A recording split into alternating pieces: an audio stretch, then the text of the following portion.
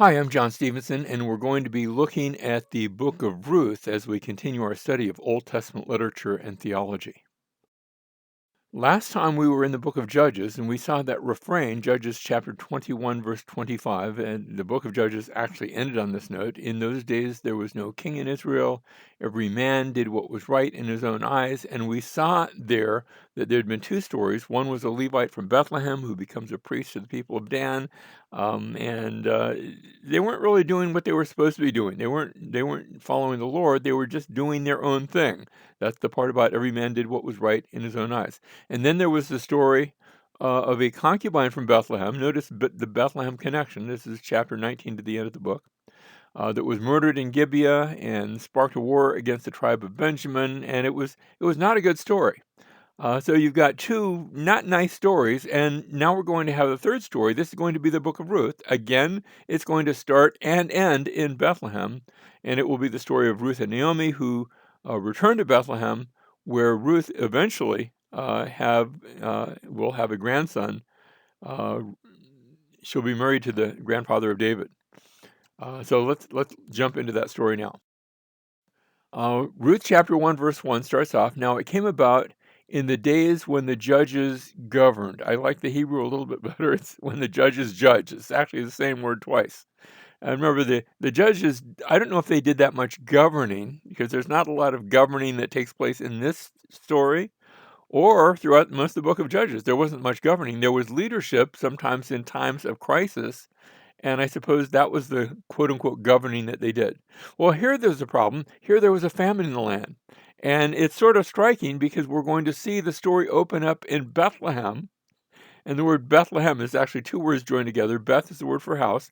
Lechem in Hebrew is the word for bread. So house of bread, or we could call it the bakery. um, but there's a famine in the bakery. They can't grow any bread. They can't grow any grain. Things are hard, and because of that, they're going to leave. This family leaves. Not everybody in Bethlehem does, but this family, um, and they run away to Moab, and that's a strange place to run away to. I guess there just wasn't any place else to go to. Um, because Moab had traditionally been an enemy of the Israelites. Think about Ehud and Eglon, the fat guy that came in to steal stuff. Well, there was nothing to steal because there was a famine. And so they're going to find refuge there. And while they are in Moab, Naomi and her husband Elimelech and their two sons, all the men in the family die. So we have, now before they die, what has happened is they're in Moab, and her two sons have both taken Moabite wives. But then the two sons die, and their father dies, and now we just have the women by themselves. And a woman by themselves, we saw what happened in the last story of the concubine. Now, she'd had her husband there, and even that ended bad for her. But a woman by herself, she was just helpless, and she could be molested, and there was no police force. There judges weren't really governing, as we said. Um, so it was a bad scene, and they're in a foreign land. And now Naomi, the wife of the and mother of the two boys that had died, the two sons that had died. They're not boys; they were men by now. Um, she decides to go home. So she's making a decision. Maybe the famine is over, and so she's going to return back to Bethlehem.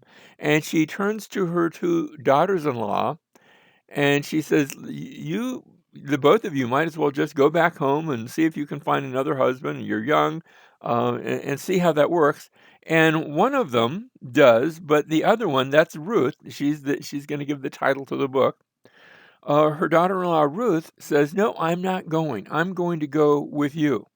And chapter 1, verse 16, Ruth says, "Do not urge me to leave you or turn back from following you, for where you go, I will go, and where you lodge, I will lodge. Your people shall be my people, and your God, my God." Notice she has made a complete decision, not just to hold on to Naomi, but to hold on to Naomi's God, the God of Abraham, Isaac, and Jacob. In fact, she goes so far as to bind this with an oath. Chapter 1, verse 17, "Where you die, I will die, and there I will be buried. Thus may the Lord do to me, and worse, if anything but death parts you and me. That's the language of an oath. She's saying, may God kill me if I abandon you, Naomi. And so she makes that decision to bind herself to Naomi, and now they both are going to go back to Bethlehem. And when they get there, the the camera isn't on the entire city, but only on the women of the town. Now, when I say town, Bethlehem was not a really big place. Even today, it's not really big, but then it was even smaller. And they get back to Bethlehem, and the women of the town see her, and they say, "Is this Naomi?" And you have to catch the meaning of names, because the name Naomi is the word for pleasant in Hebrew. Names have meaning, and they say, "Is this Naomi? Is this the pleasant one?"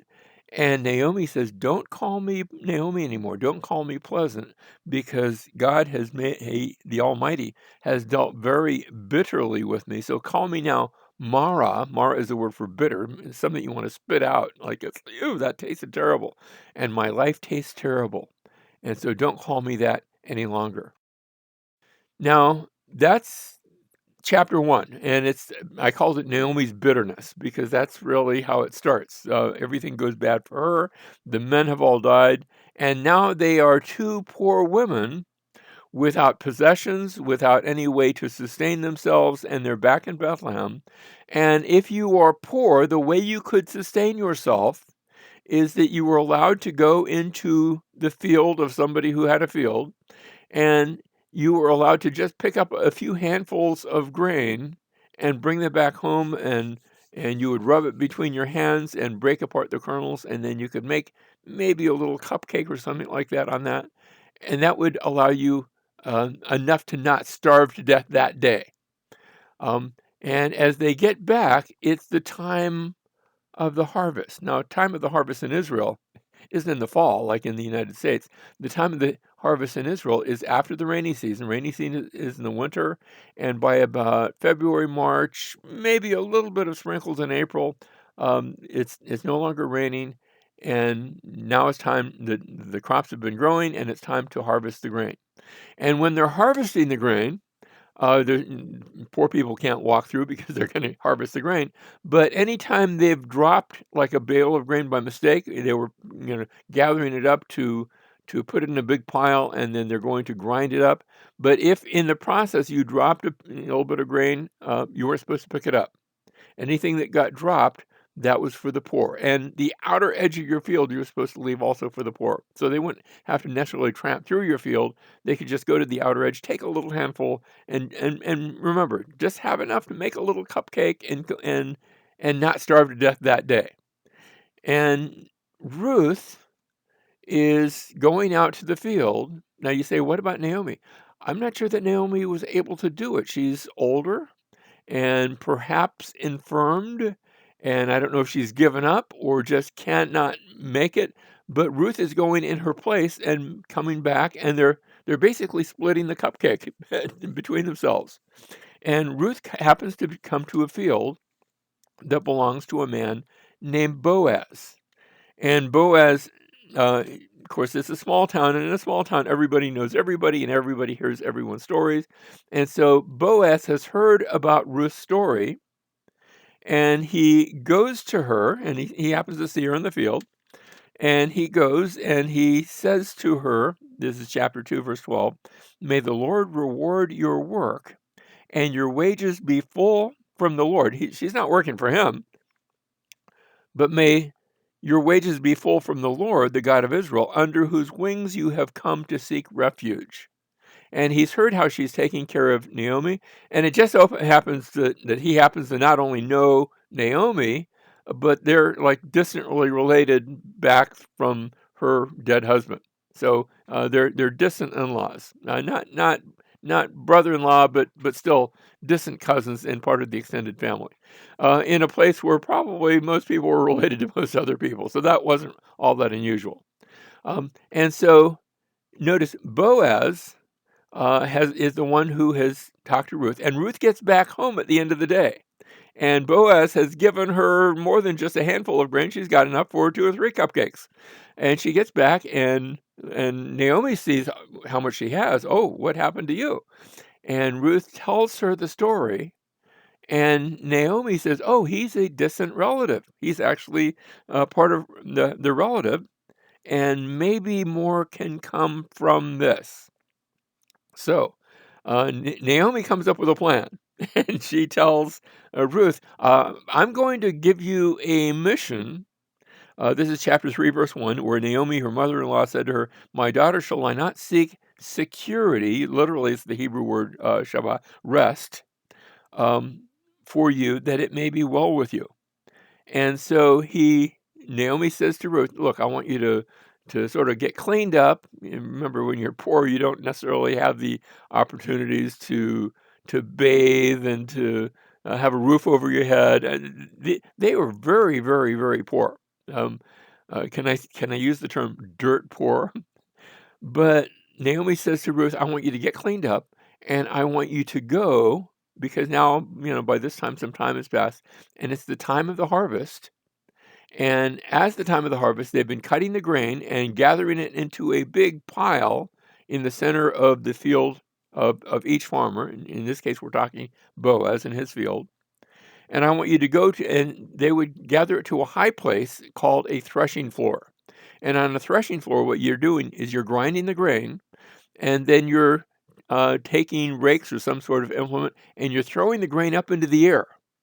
And a threshing floor has to be sort of high and open to the wind, because the wind is important here. You throw the grain up into the air, and the wind catches the outer husk of the grain, which you don't really want to eat. That's just sort of, it's like eating corn on the cob where you're eating the leaves. You don't eat that part. You want the corn. Same thing with the wheat. You want the kernel, not the outer husk.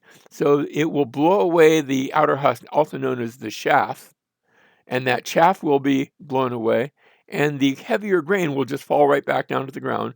And then you collect that. That's what you work toward. It's sort of your food treasure, if I can call it that. But you don't want anybody else to come in and steal it. So this is going to take place over a few days. And in the night of each one of these days, you're going to sort of set up guard around the grain to make sure nobody sneaks in and tries to make off with it.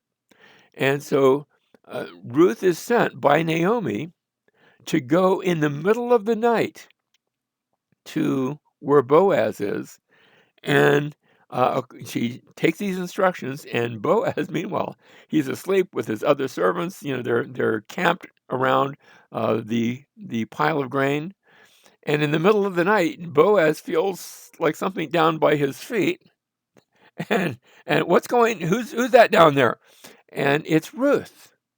And Ruth says, I am a distant relative, married into the family.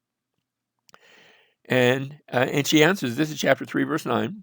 I'm Ruth, your maid, so spread your covering. But it's not the Hebrew word covering. It's the same Hebrew word, kanaf, that we saw back in chapter 2, verse 12, under whose wings you've come to seek refuge. Spread your wings over your maid. Now, your wings were the lower parts, the outer parts of your robe. And so think about it, down by his feet and spread your robe. What she's doing is proposing what we call the Levirate marriage. Now, it's not really a marriage, but it was the law both in the Hebrew scriptures and also recognized by other countries as well, that if a woman who was married died without giving birth to any children by her departed one, then it was the duty of the next closest relative to come in and connect with her physically, sexually, to bear children that would be part of that continuing family. And Ruth is there in the middle of the night with Boaz. Spread your covering, your robe over me, and that means I'm going to be on the inside next to your body, and let's do something sexually to bring about, a new child that can be born. and, and Boaz says, well, hold your horses. Now he's polite about it, but he says, no, no, we're going to do this appropriately. This isn't the way, a midnight, fling isn't the way to do this. Um, we're not going to do this. Instead, and it's good that you came to me, because if you'd gone somebody else, that might have not ended well. But it's good that you came to me. But we're going to do this, by the book, not just um, a roll in the hay, as it were. So, so she lays there, and they do not engage in anything. And then he sends her home before the sun comes up, so that nobody else will get the idea that she's been a loose woman or acting like in an inappropriate way. And he sends her home, and Naomi gets the message back home. And Naomi says, "It's okay. He will do right by you." And sure enough, the next day, Ruth has been sent back home, and now Boaz goes into town. And in town, the gathering place in town is what's called in the gates of the city.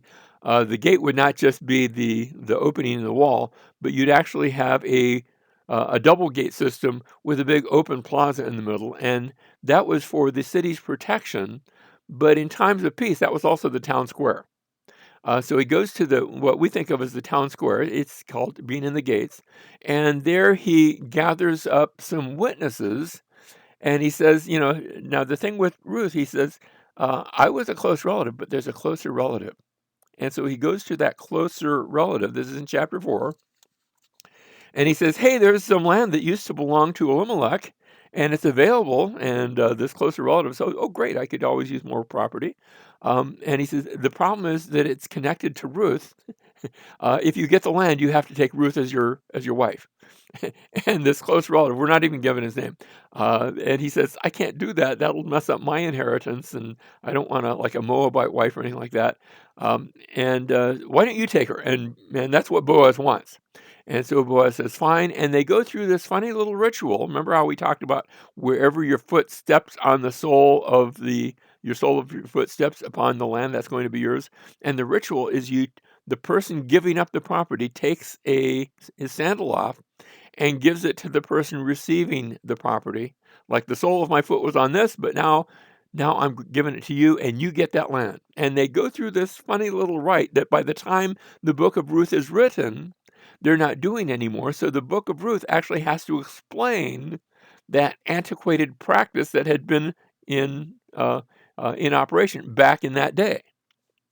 And so Boaz acquires the right now to be that kinsman redeemer. He's going to acquire the land, but more importantly, to him at least, he's going to acquire Ruth as his wife, and he will come and be joined to his wife. You get the impression he's quite a bit older than her, but he's joined to his wife, and she becomes pregnant and now has a son, and that son will be named Obed. And remember how the story started, where you had the women of the city coming and saying, Naomi, is that really you? Well, the story is going to end here. Once Ruth has given birth, she takes the child and puts her into the lap of Naomi. And Naomi takes care of this little grandson. And the women of the city gather around, and they give her a blessing. And here's the blessing. Of course, this is a picture of Jesus. I want you to capture this, because Jesus is also from Bethlehem. And so we're going to see that connection here. But here's the blessing. And remember, they had seen Naomi's bitterness back in chapter 1. Now they see her blessedness. And the women said to Naomi, blessed is the Lord, who has not left you without a redeemer. Who's the redeemer? Well, the Lord is the redeemer, but Ruth has connected Boaz, who has redeemed Ruth, and in doing so has redeemed Naomi as well. But really, the redeemer is the Lord.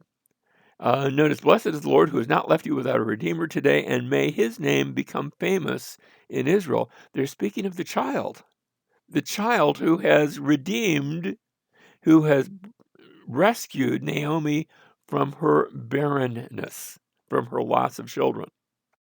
They continue, verse 15, may he also be to you a restorer of life and a sustainer of your old age, for your daughter-in-law who loves you and is better to you than 7 sons, has given birth to him. Now, that idea of 7 sons, or later on it's going to be 10 sons when we get to 1 Samuel, we're going to see that language again. But it's a blessing that is given to Naomi. And then the book ends with a short little genealogy that takes us down to Boaz and Obed, the son that they have, who himself gets old eventually and has his own son by the name of Jesse, who will give birth to David. And so this story isn't written until David has been born and risen up and even become king. Now, I'm not sure if it was written at that time or some later date, but it's the story telling us how David came about. Now, what did this story mean to Israel? We already said it's not written until after David has become king. So here the Israelites had come into the land under the shadow of death, similar to the way that Naomi had gone out of the land and then come back after there'd been 3 funerals. Her husband and her 2 sons had both died. And now they had been redeemed by one who became their husband. And likewise, Israel had a new husband, the Lord, as opposed to being over in Egypt where they had originally grown up. They had come out of a foreign place. They had come into a new land. They had a new husband. And now we see that they needed, for real, a king from Bethlehem. We had saw the need back in the days of the judges, in the days when the judges judged. There was no king in Israel. Everyone did what was right in his own eyes. But now they're going to get eventually the king, and it will be the king from Bethlehem. Now, the next question, what does this story mean to us today? Well, it means that we were once outsiders to the covenant community. And maybe you were raised in a covenant home, and that's great.